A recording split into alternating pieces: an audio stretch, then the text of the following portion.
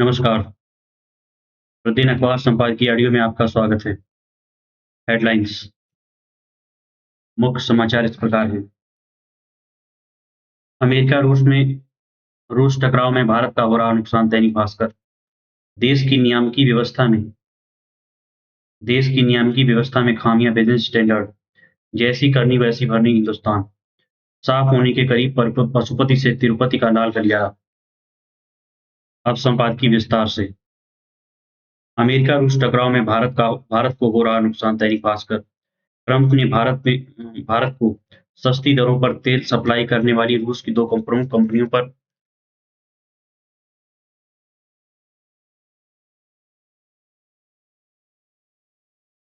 Trump ने भारत को सस्ती दरों पर तेल सप्लाई करने वाली रूस की दो प्रमुख कंपनियों पर उस समय प्रतिबंध लगाया है जब भारतीय दल अमेरिका में ट्रेड डील करने बैठा है। इस कदम का मतलब है कि या तो भारत रूस से तेल लेना बंद करे या 50% टैरिफ झेले। भारत ने भी रूस से तेल खरीद कम करने का मन बना लिया है।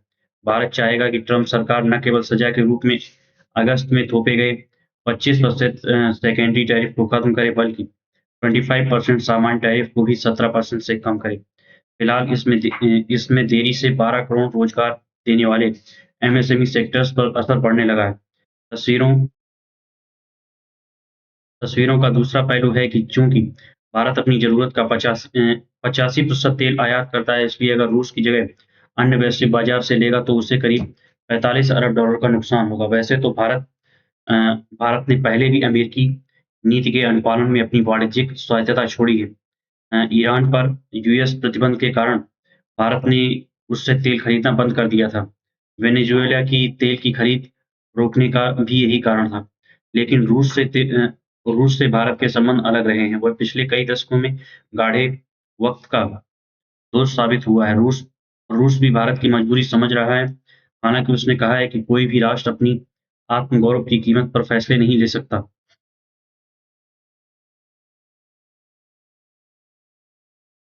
देश की नियामकी व्यवस्था में खामियां। Business standard.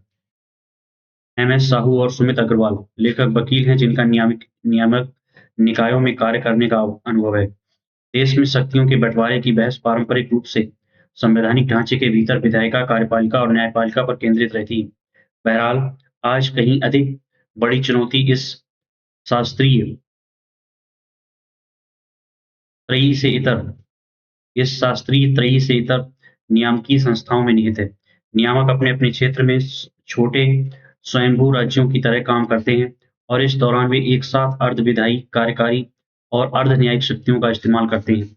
व्यवहार में इसका अर्थ अ, व्यवहार में अक्सर इसका अर्थ ये होता है कि एक नियामकी एजेंसी के अंतर्गत एक ही व्यक्ति या शाखा कई भूमिकाएं निभा सकते हैं। उदाहरण के लिए कानून निर्माता, जांचकर्ता और निर्णयकर्ता की भूमिका। इन कामों की प्रक्रियागत सीमा बहुत धुंधली होती है। Um, Florent Floriant International Limited and ANR बनाम सेबी के मामले में सर्वोच्च न्यायालय ने कहा था कि सर्वोच्च न्यायालय ने कहा था कि नियामक न केवल नियमन तय करता है बल्कि वह उन्हें लागू भी करता है और उनके उल्लंघन पर फैसले भी देता है। उसने चेतावनी दी है कि इन शक्तियों को एक ही संस्था में शामिल करना भविष्य में सार्वजनिक विधि से संबंधित कई चुनौतियां पैदा कर सकता है।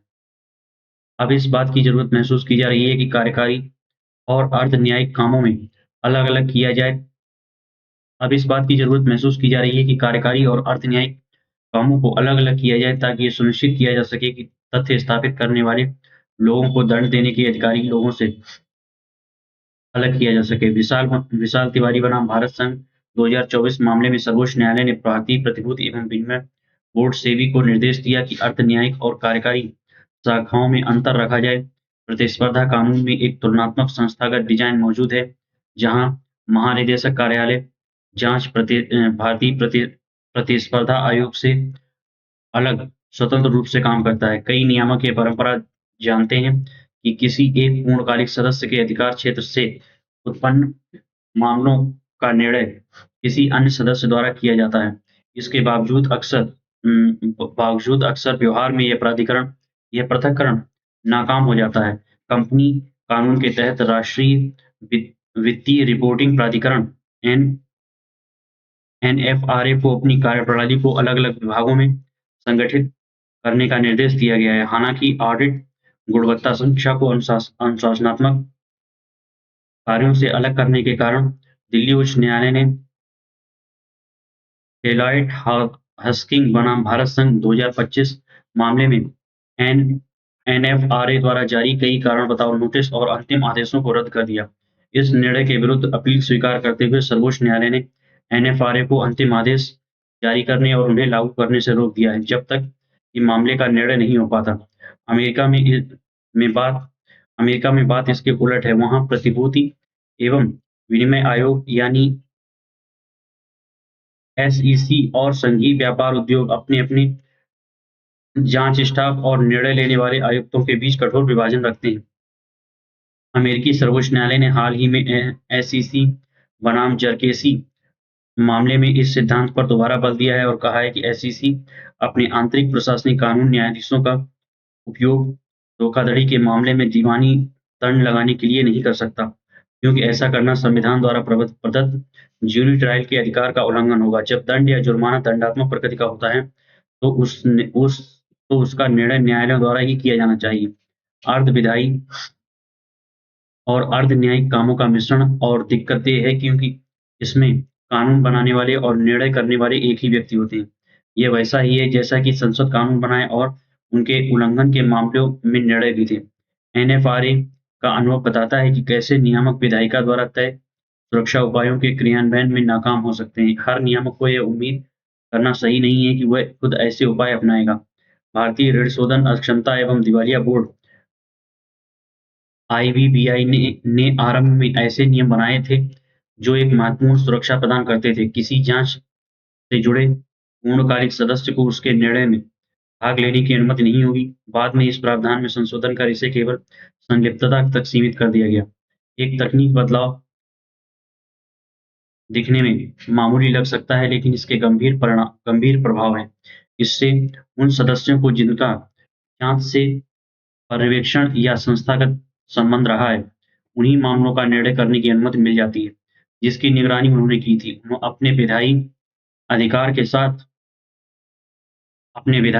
के साथ नियामक ने पक्षपात के विरुद्ध एक सुरक्षा को कमजोर किया और अब अपने न्यायिक अधिकार में वह उसी कमजोर नियम को लागू कर रहा है, जिससे हितों के टकराव का जोखिम वास्तविक और तात्कालिक हो गया है। संवैधानिक व्यवस्था में जुर्माने विधायिका तय करती है और न्यायपालिका उन्हें लागू करती है।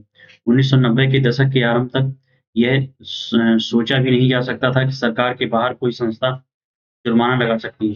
हालांकि नियामकीय शासन के हित में सेबी को ऐसे दंड लगाने का अधिकार दिया गया, लेकिन कुछ सख्त शर्तों के अधीन था। कानून के उल्लंघनों और उनसे संबंधित दंडों को स्पष्ट रूप से परिभाषित किया गया।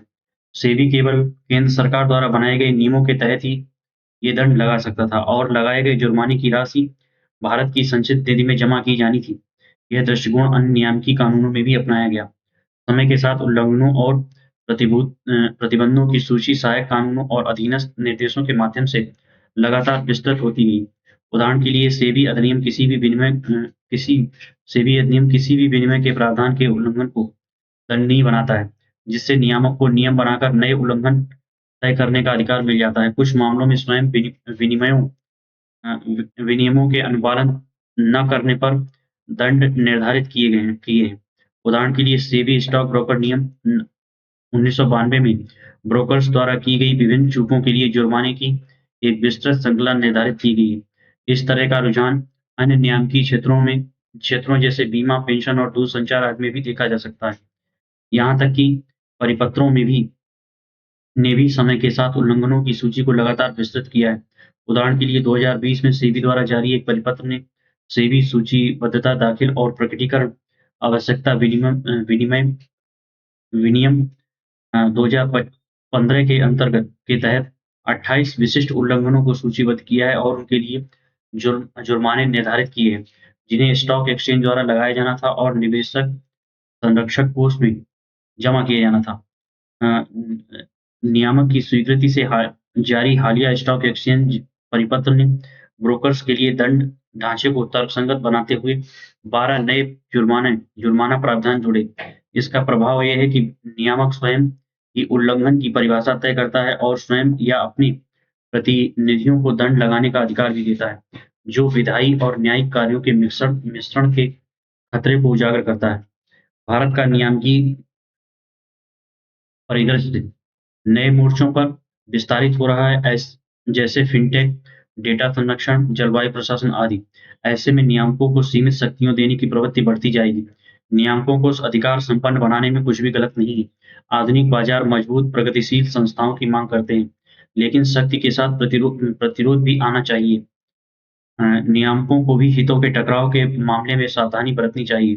भारत को ऐसी संस्थागत संरचना संबंधी कानूनों की आवश्यकता है, जो स्पष्ट रूप से यह निर्धारित करें कि प्रत्येक नियामक संस्था में 3 अलग-अलग शाखाएँ हैं, निय अ, नियम निर्माण, कार्यान्वयन और न्याय निर्णय के लिए। नियामकों को यह विवेकाधिकार नहीं होना चाहिए कि वे न्याय निर्णयन की प्रक्रिया को अपनी पसंद की किसी बाहरी एजेंसी को सौंप दें। जहाँ आंतरिक रूप से ये पृथक्करण संभव न हो, वहाँ पंच स्वतंत्र पंचायतों का हस्तक्षेप करना चाहिए। न्यायालयों को सतर्क रहना चाहिए कि उन नियामकों को चिह्नित करना चाहिए जो कानून बनाने और उसके उल्लंघन पर निर्णय देने की सीमाओं को धुंधला कर दें। भारत का संवैधानिक वादा केवल प्रभावी शासन का नहीं बल्कि निष्पक्ष शासन का है। जो नियामक नियम भी बनाते हैं और उनके उल्लंघन का निर्णय भी सुनाते हैं, तो यह वादा टूट जाता है। भारतीय नियामक राज्य की ताकत का आकलन इस बात से नहीं होगा कि वह कितनी शक्ति जुटाता है, बल्कि इस बात से भी होगा कि वह उसका कितना उचित इस्तेमाल करता है। अर्ध-विधायी और अर्ध-न्यायिक कार्यों का पृथक्करण कोई प्रक्रियागत जरूरत नहीं, बल्कि शासन की निष्पक्षता और विश्वसनीयता की बुनियादी जरूरत है। जैसी करनी वैसी भरनी हिंदुस्तान। अफ़गानिस्तान सरकार ने कुनार नदी पर बांध बनाने की योजना को तेजी से अमली जामा पहनाने का आदेश दिया है।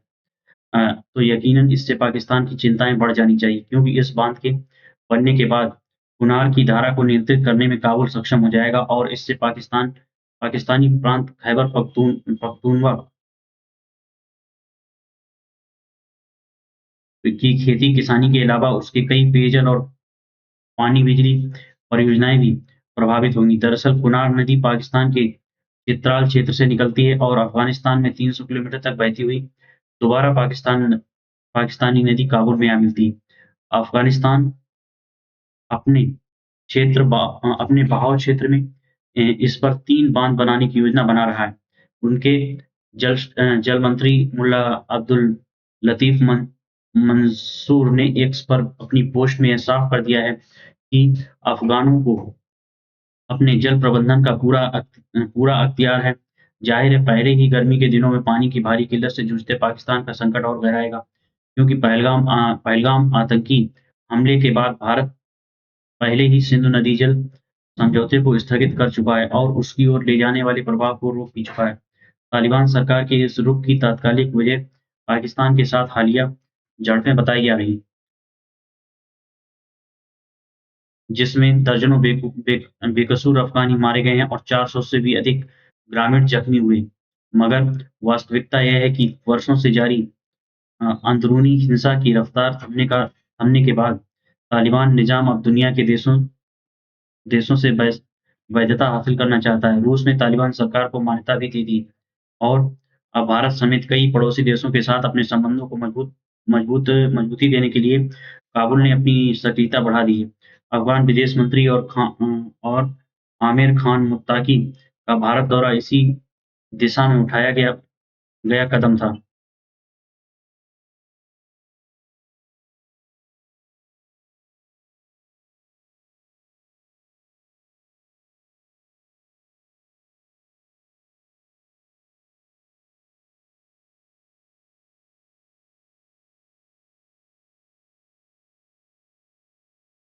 इसी दिशा में उठाया गया कदम था। भारत सरकार ने इसी मंगलवार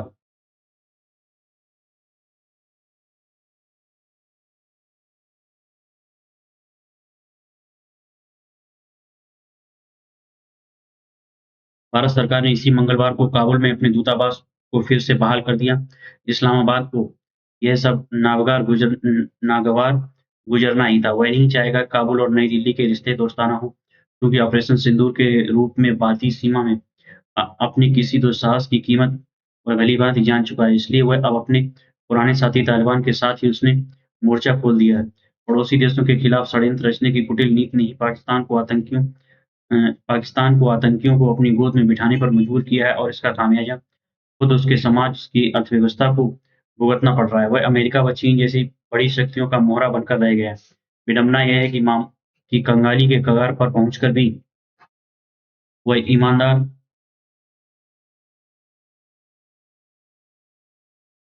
आत्मालोचन आत्मालोचन को तैयार नहीं हुआ। अब वह उस तालिबान से उलझना चाहता है जिसे खुद उसने पाला-पोसा और काबुल पर काबिज होने में जिसकी मदद मदद की। मगर वह भूल बैठा है कि तालिबान अब कोई बागी समूह नहीं है, अफ़गानिस्तान के सवा 4 करोड़ लोगों के हितों की रक्षा के लिए ज़िम्मेदार निज़ाम है। अफ़गानिस्तान सरकार का दावा है कि कुनार नदी पर बाँध बनने से उसकी 1.5 लाख एकड़ खेती की सिंचाई के लिए पानी उपलब्ध हो सकेगा और साथ ही 45 मेगावाट बिजली पैदा होगी।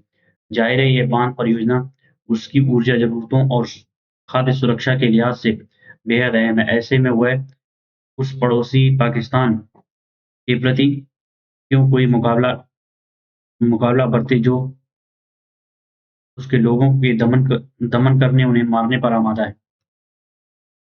साफ होने के करीब पशुपत से तिरुपति का लाल गलियारा।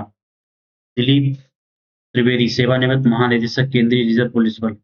हाल के दिनों में देश के नक्सल प्रभावित इलाकों में बड़ी संख्या में नक्सलियों ने आत्मसमर्पण किया है। इस बार के आत्मसमर्पण में सबसे बड़ी बात यह रही कि नक्सलियों के कई बड़े नेताओं ने भी हथियार छोड़े हैं। जो बचे हैं वे अलग-थलग पड़ रहे हैं। यह घटना उनके खिलाफ चल रहे अभियान के लिए कारगर साबित हो रही है और उग्रवाद खात्मे की कगार पर पहुंच गया है। यह सरकार के लिए और सुरक्षा बलों के लिए बड़ी उपलब्धि है। यह और आगे बढ़ेगा और नक्सलवाद देश से पूरी तरह खत्म होगा, ऐसी उम्मीद हम सबको करनी चाहिए।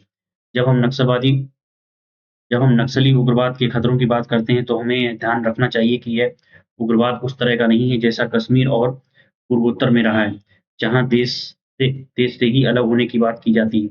नक्सली उग्रवाद मूलतः देश के अंदर अंदर ही हिंसात्मक गतिविधि है जो सत्ता पर कब्जा करना चाहते हैं। उनका नारा ही है, सत्ता बूट से नहीं बंदूक की नली से निकलती है। दूसरी बात जो नक्सलियों की गतिविधि के बारे में है कि शुरू में यह उग्रवाद 2 हिस्सों में बँटा था। एक का नेतृत्व बिहार में सीपीआई-एमएल करता था, तो दूसरे का आंध्र प्रदेश का पीपुल्स वार ग्रुप। बाद में दोनों जब कमज़ोर पड़े तो उनमें एका हो गई। एकीकृत माओवादी समूह ने रणनीति बनाई कि नेपाल के पशुपति से आंध्र प्रदेश के तिरुपति तक एक रेड कॉरिडोर बनाएँगे। उस समय उनके पक्ष में माहौल था क्योंकि नेपाल में भी माओवाद चरम पर था। देश के आदिवासी इलाकों में आदिवासियों के शोषण ने नक्सलियों को उर्वर जमीन मुहैया कराई। झारखंड, छत्तीसगढ़ जैसे राज्यों में विभिन्न सुरक्षा बलों के पदाधिकारी के तौर पर तैनाती के दौरान मैं खुद गवाह रहा हूँ कि यहाँ की सबसे प्रमुख वनोपज हेतुपथों के माध्यम से आदिवासियों का शोषण होता रहा है। गैर आदिवासी इलाकों के ठेकेदार आज से 15-20 साल पहले उनसे ₹5 में 1000 तेंदूपत्ता लेते थे, जिसे वे बीड़ी की फैक्ट्रियों में ₹500 में बेचते थे। नक्सलियों ने उन्हें इस शोषण के बारे में समझाया और वहाँ अपनी गहरी पैठ बना ली। नक्सलियों की भौतिक ताकत पुलिस, जमींदार, जेल, थाने के हथियार होते थे। उनका नारा ही था, पुलिस का हथियार हमारा हथियार। इसलिए जब भी वे पुलिस बल या जेलों पर हमला करते थे, तो वहाँ से हथियार वे सबसे पहले लूट ले जाते थे। इसी तरह आदिवासी इलाकों की खदानों के ठेकेदारों को धमकाकर वे वहाँ उपयोग होने वाली विस्फोटक सामग्री ले लेते थे। नक्सल प्रभावित राज्यों की पुलिस इतनी कमज़ोर थी कि वे न तो उनके पास पर्याप्त संख्या थी, न प्रशिक्षण और न ठीक-ठाक हथियार। इस बीच छत्तीसगढ़ में एक और घटना हो गई जिसमें नक्सली हमले में सीआरपीएफ के 76 जवान शहीद हो गए। इसी तरह 2010 में कांग्रेस की यात्रा पर हमले में प्रदेश के कई बड़े नेता मारे गए। इसके बाद केंद्र ने भी इसे गंभीरता से लिया। राज्यों को पुलिस बल, उन्हें प्रशिक्षण और हथियार आदि के लिए पर्याप्त राशि दी जाने लगी। सामाजिक स्तर पर भी काम शुरू हुए। जैसे आदिवासियों से संपर्क का कोई साधन नहीं था, वे बाहर निकलते नहीं थे। इन मुद्दों को पर ध्यान दिया गया। थानों में किलेबंदी की गई, रणनीति अपनाकर वहां संपर्क स्थापित किया गया। स्थानीय लोगों को भरोसे में लेकर उनकी अ, उनकी बात उनकी बोली समझी जाने लगी। इस दौरान नक्सलियों के खिलाफ स्थानीय स्तर पर माहौल बनने लगा, क्योंकि नक्सली नेताओं ने महिलाओं का शोषण करना शुरू किया। इससे वहां के लोग उनके खिलाफ हुए व पुलिस तक जानकारी पहुंचाने लगे। एक बात और यह काम एक दिन में नहीं हुआ, बल्कि इसकी शुरुआत 2006 से ही हो गई थी और 2012-13 तक केंद्र ने पूरा जोर लगा दिया। तब के प्रधानमंत्री मनमोहन सिंह ने भी बयान भी दिया था कि यह वाम उग्रपंथ देश में उपस्थित कश्मीर के आतंकवाद से भी ज़्यादा खतरनाक है और इसे पहले खत्म करना होगा।